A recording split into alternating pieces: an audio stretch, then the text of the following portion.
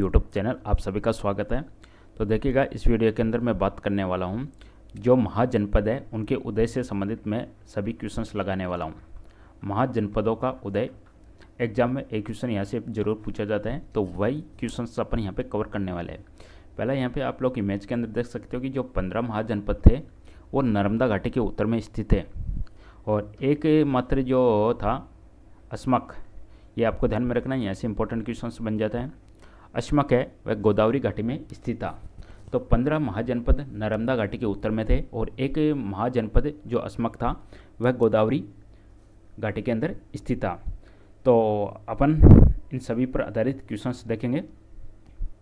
Exam में ऐसा भी आ सकता है कि दक्षिणी भारत का एकमात्र महाजनपद कौन सा है, तो दक्षिणी भारत का एकमात्र महाजनपद है अस्मक। ये आपको ध्यान में रखना है, एग्जाम के दृष्टिकोण से काफ़ी इंपॉर्टेंट है। यहाँ पे आप देख सकते हो अस्मक ओनली दक्षिणी भारत का एकमात्र। चलिए आगे जो इंपॉर्टेंट क्वेश्चंस बनते हैं वो सभी क्वेश्चंस अपन यहाँ पे देखते हैं। देखिएगा, पहला क्वेश्चन यहाँ पे हाजिर हो चुका है कि भारत के अंदर सिक्कों का प्रचलन कब हुआ था। ये तो आपको पता होगा कि ईसा पूर्व क्या है और ईस्वी क्या है, दोनों चीज़ें आपको पता होगी। ईसा पूर्व का मतलब है जो भी ईसाई धर्म से संबंधित है, और ईसा मसीह है उनके जन्म से पहले से संबंधित है, ईसा मसीह के जन्म से पहले पर आधारित है। और जो ईस्वी होता है जो ईसा मसीह के जन्म के समय को लेके चलता है। ईसा पूर्व हमेशा उल्टा चलता है और ये ईस्वी हमेशा सीधे डायरेक्शन में चलता है। तो यहाँ पे आपका क्वेश्चन पूछा गया है भारत में सिक्कों का प्रचलन कब हुआ, तो मेरा करेक्ट आंसर बनेगा 600 ईसा पूर्व के अंदर। और अपने जो भी क्वेश्चंस रहेंगे वो अप्रॉक्सीमेट अपने 6वीं शताब्दी के आसपास के क्वेश्चंस रहेंगे। 6वीं शताब्दी के आसपास के सभी क्वेश्चंस है वो आपके महाजनपद से संबंधित क्वेश्चंस आपके आएंगे। क्योंकि अगर अपन देखें गौतम बुद्ध का जन्म कब होता है, गौतम बुद्ध का जन्म होता है 563 ईसा पूर्व में। 563 ईसा पूर्व में गौतम बुद्ध का जन्म होता है, ईसा पूर्व में जन्म होता है। और बुद्ध के जन्म से पहले, यहाँ पे अपन महाजनपद की बात कर रहे हैं, तो बुद्ध के जन्म से पहले 6वीं शताब्दी ईसा पूर्व है। 6वीं शताब्दी ईसा पूर्व है। इसके अंदर भारत के अंदर 16 महाजनपदों का उदय होता है।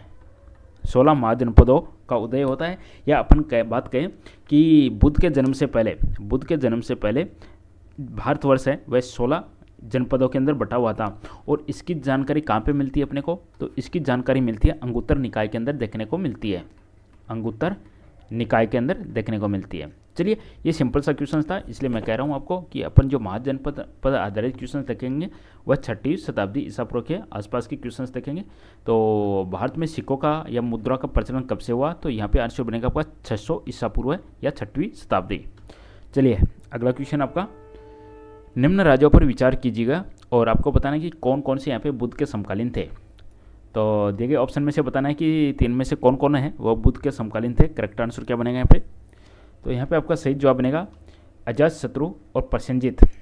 अजातशत्रु और प्रसेनजीत ये दोनों के दोनों बुद्ध के समकालीन थे। अगला क्वेश्चन है, किस शासक ने अवंती को जीतकर मगध का हिस्सा बना दिया। अवंती को जीतकर, अवंती भी एक आपका महाजनपद था, मगध भी एक महाजनपद था, दोनों महाजनपद थे।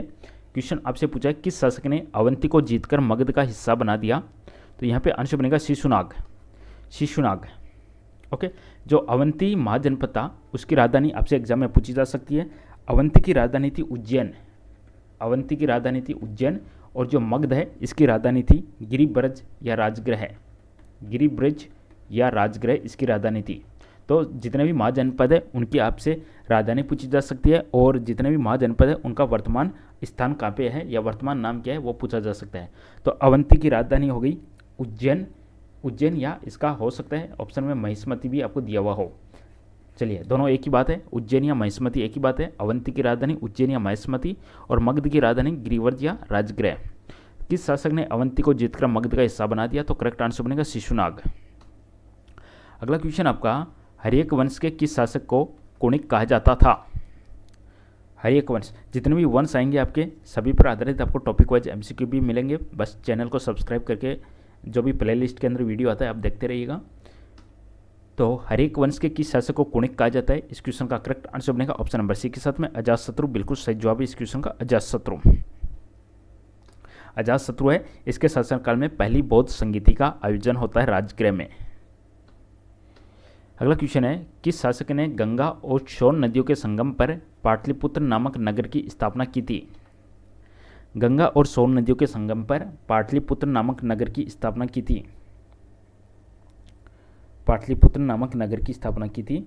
इसका सही जवाब बनेगा ऑप्शन नंबर बी के साथ में उदयन के द्वारा। तो पाटलिपुत्र किसके द्वारा बसाया गया? उदयन के द्वारा बसाया गया। चलिए अगला क्वेश्चन आपका, शिशुनाग वंश का वह कौन सा शासक था जिसके समय में वैशाली में दूसरी बौद्ध संगीति का आयोजन किया गया? उसे काकवर्ण के नाम से भी जाना जाता है। तो काकवर्ण के नाम से किसे जाना जाता है? दूसरी जो बौद्ध संगीति होती है वह वैशाली में होती है। दूसरी बौद्ध संगीति वैशाली में होती है। पहली बौद्ध संगीति राजगृह में होती है। पहली राजगृह में होती है, दूसरी वैशाली में, तीसरी पाटलिपुत्र में होती है, चौथी और लास्ट कुंडलवन में होती है। तो शिशुनाग वंश का वह शासक, तो वह शासक है कालाशोक। इसको काकवर्ण के नाम से भी जाना जाता है। कालाशोक को काकवर्ण के नाम से भी जाना जाता है। अगला क्वेश्चन आपका, 323 ईसा पूर्व में सिकंदर महान की मृत्यु कहाँ पे हुई थी? 323 ईसा पूर्व में सिकंदर महान की मृत्यु, तो सिकंदर महान की मृत्यु होती है बेबीलोन के अंदर होती है। सही जवाब बनेगा इसका ऑप्शन नंबर बी के साथ में बेबीलोन। अच्छा, मृत्यु 323 ईसा पूर्व में होती है, तो इसका जन्म कब होता है? तो जन्म होता है 356 ईसा पूर्व में। 356 ईसा पूर्व में सिकंदर का जन्म होता है। और सिकंदर के पिता का नाम एग्जाम में पूछ लिया जाए तो फिलिप इनके पिता का नाम था।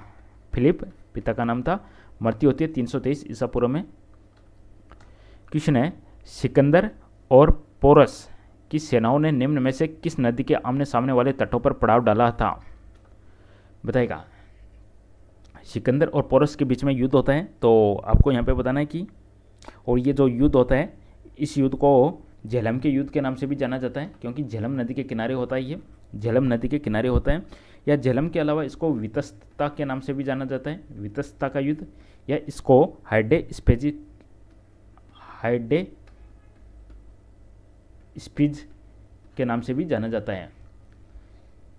चलिए अगला क्वेश्चन, किस मृद भांड या पोट्री पर भारत में दूसरी नगरीकरण शहरीकरण के प्रारंभ का प्रतीक माना गया? आंसर बनेगा इसका ऑप्शन नंबर सी के हिसाब से उत्तरी काले पॉलिशीकृत बर्तन।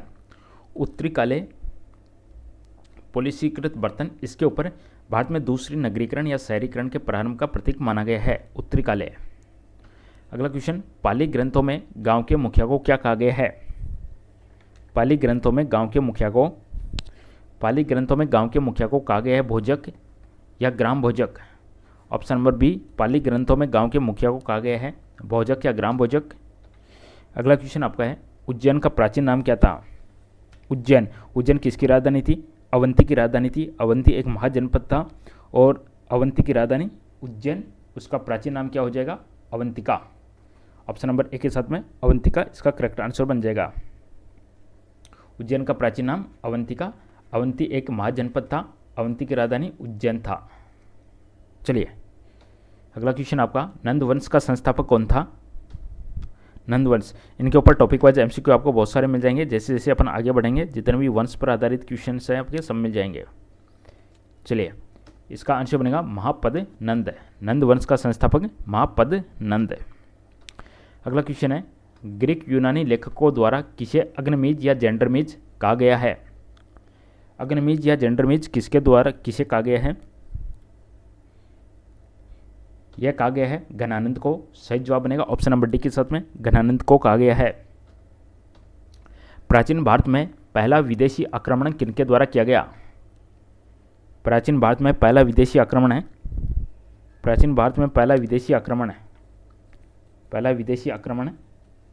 प्राचीन भारत में पहला विदेशी आक्रमण, इसका सही जवाब बनेगा ईरानियों के द्वारा किया गया। ऑप्शन नंबर ए, पहला विदेशी आक्रमण किसके द्वारा किया गया? ईरानियों के द्वारा किया गया। चलिए आगे बढ़े नेक्स्ट क्वेश्चन पे। अगला क्वेश्चन आपका है, प्राचीन भारत में दूसरा विदेशी आक्रमण और पहला यूरोपीय आक्रमण किनके द्वारा किया गया? दूसरा विदेशी, पहला विदेशी ईरानी हो गया। क्वेश्चन पूछा गया दूसरा विदेशी या कहे तो पहला यूरोपीय, तो यहाँ पे हो जाएगा यूनानी। तो पहला ईरान ने किया था, पहला विदेशी ईरान, दूसरा विदेशी यूनान। चलिए अगला क्वेश्चन आपका है, सिकंदर ने भारत पर कब आक्रमण किया? सिकंदर ने कब किया? तो आंसर बनेगा इसका 326 ईसा पूर्व में। 326 ईसा पूर्व के अंदर आक्रमण किया था। जन्म होता है उसका 356 में ईसा पूर्व है, 356 ईसा पूर्व में जन्म होता है और 326 ईसा पूर्व पे आक्रमण करता है और 323 ईसा पूर्व में इसकी मृत्यु हो जाती है। क्वेश्चन आपका, मगध की प्रथम राजधानी कौन सी थी? मगध महाजनपद इसकी पहली राजधानी बताएगा। इसका वर्तमान क्षेत्र है पटना, गया, बिहार वर्तमान है इसका क्षेत्र। आधुनिक नाम है इसका किसका? मगध का आधुनिक नाम हो गया पटना, गया, बिहार। तो इसकी पहली राजधानी कौन सी थी? तो आंसर बन जाएगा इसका गिरिवर्ज राजगृह। गिरिवर्ज या राजगृह इसकी पहली राजधानी थी। Option C. किस शासक द्वारा सर्वप्रथम पाटलिपुत्र का राजधानी के रूप में चयन किया गया? पाटलिपुत्र का राजधानी के रूप में चयन किया गया। पाटलिपुत्र का राजधानी के रूप में चयन किया गया उदयन के द्वारा। इंपॉर्टेंट क्वेश्चन है एग्जाम के दृष्टिकोण से। सही जवाब उदयन के द्वारा। अगला क्वेश्चन है, वज्जी संघ।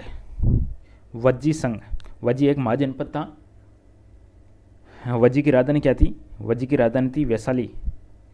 वज्जी की राजधानी थी वैशाली। इसका दूसरा नाम भी था वैशाली का विदेह और इसका तीसरा नाम भी था मिथिला। ओके। वज्जी संघ के विरुद्ध मगध राज्य के किस शासक ने, और मगध की राजधानी अपन देख चुके हैं, मगध की राजधानी गिरिब्रज या राजगृह है। गिरिब्रज या राजगृह मगध की राजधानी।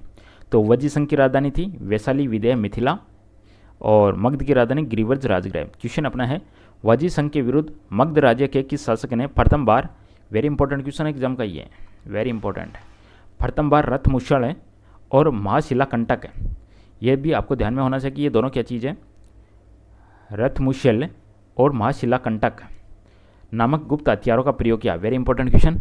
वज्जी संघ के विरुद्ध मगध राज्य के किस शासक ने प्रथम बार रथमुषल और महाशिलाकंटक नामक गुप्त हथियारों का प्रयोग किया? रथमुषल का मतलब है एक ऐसा रथ जिसमें गद्दा जैसा हथियार जुड़ा था और महाशिलाकंटक का मतलब है पत्थर फेंकने वाला एक युद्ध यंत्र। तो वज्जी संघ के विरुद्ध मगध राज्य के किस शासक ने पहली बार इन गुप्त हथियारों का प्रयोग किया? तो उसका नाम है Ajatashatru. Option number A Ajatashatru. अच्छा क्वेश्चन है एग्जाम के दृष्टिकोण से, वेरी इंपॉर्टेंट है। चलिए अगला क्वेश्चन, नंद वंश का अंतिम सम्राट कौन था? नंद वंश का अंतिम सम्राट आंसर बनेगा गणानंद। ऑप्शन नंबर बी गणानंद इस क्वेश्चन का बिल्कुल सही जवाब है। 16 महाजनपदों की सूची उपलब्ध किसके अंदर देखने को मिलती है आपको? इसकी जानकारी अपने को कहाँ से मिलती है? इसकी जानकारी मिलती है अपने को अंगुत्तर निकाय में। अंगुत्तर निकाय क्या है? एग्जाम में क्वेश्चन ये भी पूछा जा सकता है कि अंगुत्तर निकाय क्या है। तो अंगुत्तर निकाय है वो आपका एक बौद्ध ग्रंथ है। अंगुत्तर निकाय क्या है? बौद्ध ग्रंथ है। क्वेश्चन, निम्न में से मगध का कौन सा राजा सिकंदर महान का समकालीन था? मगध का राजा तो आंसर बनेगा घनानंद। मगध का राजा घनानंद सिकंदर का समकालीन था। प्रथम मगध साम्राज्य का उत्कर्ष कौन सी सदी में होता है? पहले मगध साम्राज्य का उत्कर्ष तो यह होता है 6ठी सदी ईसा पूर्व है। 6ठी सदी ईसा पूर्व, ऑप्शन बी। अगला क्वेश्चन, सिकंदर है वह भारत में सफल रहा, तो सिकंदर की भारत में सफलता का क्या कारण थे? सिकंदर भारत में सफल क्यों हुआ? क्या क्या रीजन थे? पहला ऑप्शन है भारत में तब कोई केंद्रीय सत्ता नहीं थी। दूसरा ऑप्शन है उसकी सेना श्रेष्ठ थी। तीसरा ऑप्शन है उसे देशद्रोही भारतीय शासकों का सहयोग मिला। चौथा ऑप्शन है वह एक अच्छा प्रशासक था। तो सिकंदर भारत में सफल हुआ, इसका एक ही आंसर था कि उसके अंदर भारत में कोई केंद्रीय सत्ता नहीं थी, सेना अच्छी थी उसकी, भारत में देशद्रोही भारतीय शासकों का सहयोग मिला और वह अच्छा प्रशासक था। यानी सभी के सभी उसके कारण थे। क्वेश्चन है, अभिलेखीय साक्ष्य से प्रकट होता है कि नंद राजा के आदेश से एक नहर खोदी गई थी। कहाँ पे? Very important. ये नंद वंश पे आधारित जितने भी क्वेश्चन है इनको मैं टॉपिक वाइज आपको बहुत सारे क्वेश्चन आगे प्रोवाइड करवाने वाला हूँ। जितने भी आपके वंश आएंगे उन पर आधारित। चलिए, नंद राजा के आदेश से नहर खोदी गई थी, तो आंसर बनेगा कलिंग के अंदर नहर खोदी गई थी। आंसर बनेगा ऑप्शन नंबर सी के साथ में कलिंग में। पहला ईरानी शासक जिसने भारत के कुछ भाग को अपने अधीन किया था।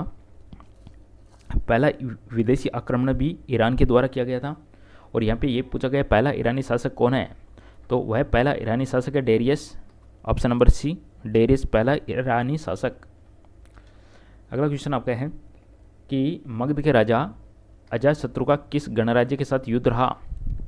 अजातशत्रु ने वो 2 गुप्त हथियार युद्ध में लिए थे, रथमुषण और महाशिला कंटक। मगध के राजा अजातशत्रु का किस गणराज्य के साथ युद्ध रहा, तो इसका आंसर बनेगा वज्जी वैशाली के साथ में, वज्जी के साथ में युद्ध रहा। Very important question. अगला क्वेश्चन है मगध सम्राट बिंबिसार ने अपने राजवेद जीवक को किस राज्य के राजा की चिकित्सा के लिए भेजा। ये भी इंपॉर्टेंट, एग्जाम में बहुत बार पूछा गया है। बिंबिसार ने अपने राजवेद जीवक को, बिंबिसार ने अपने राजवेद जीवक को, इसमें कई क्वेश्चंस बनते हैं। बिंबिसार नाम याद रखना है, जीवक नाम याद रखना है, और अवंती के राजा। बिंबिसार ने अपने राजवेद जिनका नाम है जीवक, उसको अवंती के राजा की चिकित्सा के लिए भेजा था। क्वेश्चन नेक्स्ट है किस मगध सम्राट ने अंग का विलय अपने राज्य में कर लिया। मगध सम्राट कौन है, मगध सम्राट कौन है। अंग क्या था, अंग एक महाजनपद था, अंग एक महाजनपद था, अंग भी एक महाजनपद था जिसकी राजधानी थी चंपा। और वर्तमान आधुनिक स्थान कहाँ पे है यह भागलपुर मुंगेर बिहार। भागलपुर मुंगेर कहाँ पे, बिहार में वर्तमान स्थान। तो अंग एक महाजनपद हो गया, मगध एक महाजनपद है। किस मगध सम्राट ने अंग का विलय अपने राज्य में कर लिया, तो बिंबिसार। ऑप्शन नंबर है बिंबिसार। अगला क्वेश्चन है शिशुनाग ने किस राज्य का विलय मगध साम्राज्य में नहीं किया। एग्जाम में ये, एग्जाम के दृष्टिकोण से ये क्वेश्चन बहुत ही इंपॉर्टेंट है। क्यों इंपॉर्टेंट है, क्योंकि आजकल नकारात्मक क्वेश्चन पूछे जाते हैं और ये नकारात्मक क्वेश्चन है, नहीं किया। शिशुनाग ने किस राज्य का विलय मगध साम्राज्य में नहीं किया, तो यहाँ पे आंसर बनेगा काशी का विलय नहीं किया, काशी का विलय नहीं किया। काशी की राजधानी क्या थी, काशी महाजनपद की राजधानी थी वाराणसी। और वर्तमान स्थान कहाँ पे, इसका वर्तमान स्थान है उत्तर प्रदेश में, वाराणसी के आसपास ही है। अगला क्वेश्चन काशी और लिच्छवी का विलय मगध साम्राज्य में किसने किया। काशी एंड लिच्छवी, काशी एंड लिच्छवी, इसका विलय किसने किया, तो आंसर बनेगा अजातशत्रु ने किया। काशी और लिच्छवी का विलय मगध में किसने किया, अजातशत्रु के द्वारा किया गया। सिकंदर के आक्रमण के समय उत्तर भारत पर निम्न राजवंशों में किस एक का शासन था। सिकंदर के आक्रमण के समय, सिकंदर का आक्रमण कब होता है, 323 ईसा पूर्व के, 326 ईसा पूर्व में होता है सिकंदर का आक्रमण, 326 ईसा पूर्व में होता है। तो भारत पर किन राजवंशों का शासन था, तो आंसर बनेगा इसका नंद वंश का संस्थापक था, ऑप्शन ए। अगला क्वेश्चन है कौन सा एक ईसा पूर्व 6ठी सदी में प्रारंभ में भारत का सर्वाधिक शक्तिशाली नगर राज्य था। तो उस समय भारत का सर्वाधिक शक्तिशाली नगर राज्य कौन सा था, तो आंसर बनेगा मगध है। मगध सर्वाधिक शक्तिशाली राज्य था। क्वेश्चन नेक्स्ट है कौन से भारत पर ईरानी आक्रमण के प्रभाव के रूप में माना जाता है। ईरानी आक्रमण के प्रभाव के रूप में, ईरानी आक्रमण होता है तो क्या क्या प्रभाव देखने को मिलता है, तो यहाँ पे आंसर बनेगा खरोष्टी लिपि का प्रचार, अभिलेख उत्कीर्ण करने की कला का प्रचार, ईरानियों की क्षेत्र प्रणाली का प्रचार, घंटा आकार के गुंबज की कला का प्रचार और स्त्री अंगरक्षकों की नियुक्ति। तो ये सब कुछ प्रभाव देखने को मिलते हैं भारत के ऊपर ईरानी आक्रमण के बाद में। खरोष्टी लिपि, अभिलेख उत्कीर्ण, ईरानियों की क्षेत्र प्रणाली, घंटा आकार गुंबज एंड स्त्री अंगरक्षक। निम्न में से किस राज्य में गणतंत्रात्मक शासन व्यवस्था नहीं थी, तो आंसर बनेगा इसका मगध के अंदर, मगध के अंदर, ओनली मगध के अंदर गणतंत्रात्मक शासन व्यवस्था नहीं थी। अगला क्वेश्चन है किसे सेनिया कहा जाता था। सेनिया बोले तो नियमित और स्थायी सेना रखने वाला, नियमित और स्थायी सेना रखने वाला कहलाता था बिंबिसार।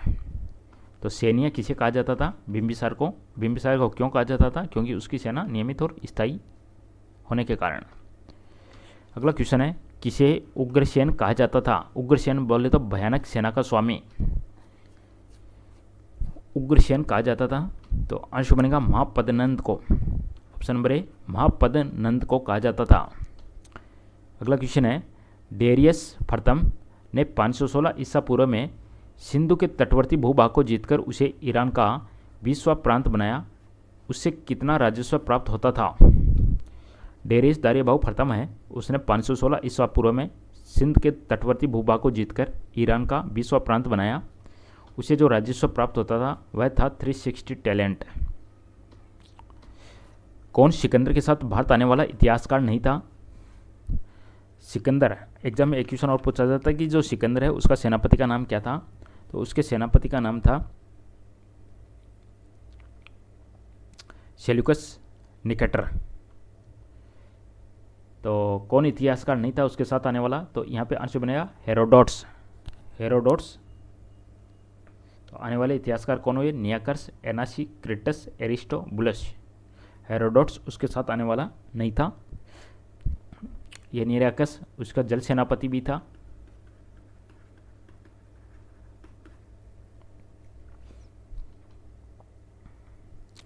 अगला क्वेश्चन है, महाजनपद काल में श्रेणियों के संचालन को कहा जाता था क्या? श्रेणियों के संचालक को क्या कहा जाता था? आंसर बनेगा श्रेष्ठिन। महाजनपद काल में श्रेणियों के संचालक को श्रेष्ठिन कहा जाता था। गृहपति का मतलब क्या है? गृहपति का मतलब है धनी किसान। धनी किसान। मगध के किस प्रारंभिक शासक ने राज्य आरोहण के लिए अपने पिता की हत्या की और इसी कारणवश अपने पुत्र द्वारा मारा गया? मगध के किस प्रारंभिक शासक ने राज्य आरोहण के लिए अपने पिता की हत्या की? आंसर बनेगा अजातशत्रु। विश्व का पहला गणतंत्र वैशाली में किसके द्वारा स्थापित किया गया? वैशाली में किसके द्वारा स्थापित किया गया? तो आंसर बनेगा लिच्छवी के द्वारा। ऑप्शन डी, लिच्छवी के द्वारा। कौन एक मगध साम्राज्य की राजधानी नहीं रहा? कौन एक मगध साम्राज्य की राजधानी नहीं रहा? आंसर बनेगा यहाँ पे कौशाम्बी। Option D, Kaushambi. अगला क्वेश्चन, ये क्वेश्चन मेरा हो गया। ईरान की कमनी वंश के किस शासक ने भारतीय भूभाग को जीतने के बाद उसे फारस साम्राज्य का 20वां प्रांत बनाया? तो ये बनाया था डेरियस दारियाबाहु प्रथम ने।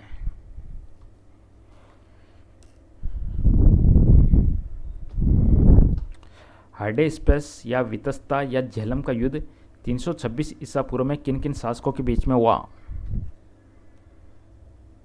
हाइडेस्पेस, वितस्ता या झेलम 326 ईसा पूर्व में युद्ध होता है सिकंदर और पोरस की सेना के बीच में। सिकंदर और पोरस की सेना के बीच में होता है। क्वेश्चन नेक्स्ट, मगध साम्राज्य के बारे में क्या सही नहीं है? तो पुराण और महाकाव्य के अनुसार इसकी स्थापना बृहदत्त ने की थी। आगे कह रहे हैं महापद्मनंद ने इसे सर्वाधिक विस्तार प्रदान किया और सर्वक्षत्रातक एंड इकराट की उपाधि धारण की। गिरिवर्ज, राजगृह, पाटलिपुत्र, वैशाली इसकी 4 राजधानियाँ थी। तो क्या सही नहीं है? तो इनमें से कोई नहीं।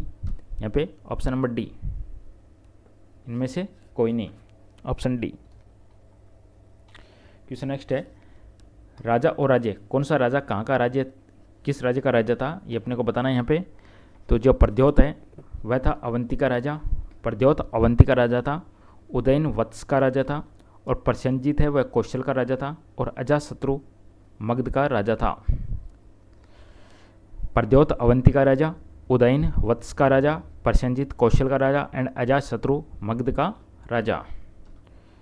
नेक्स्ट क्वेश्चन है, 6ठी सदी ईसा पूर्व के दौरान बड़े राज्यों के उदय का मुख्य कारण क्या था? बड़े बड़े राज्य उदय हुए, उनके कारण क्या था? तो उनका कारण था उत्तर प्रदेश और बिहार में व्यापक पैमाने पर लोहे का उपयोग। व्यापक पैमाने पर लोहे का उपयोग। चलिए, बहुत बहुत धन्यवाद। इसी के साथ में आज का अपन सेशन यहीं पे समाप्त करते हैं। वीडियो पसंद आए लाइक कीजिए, चैनल को सब्सक्राइब कीजिए, घंटे के निशान को दबा लीजिएगा ताकि आपको इसी प्रकार से टॉपिक वाइज MCQ मिलते रहेंगे। बहुत बहुत धन्यवाद। Thank you.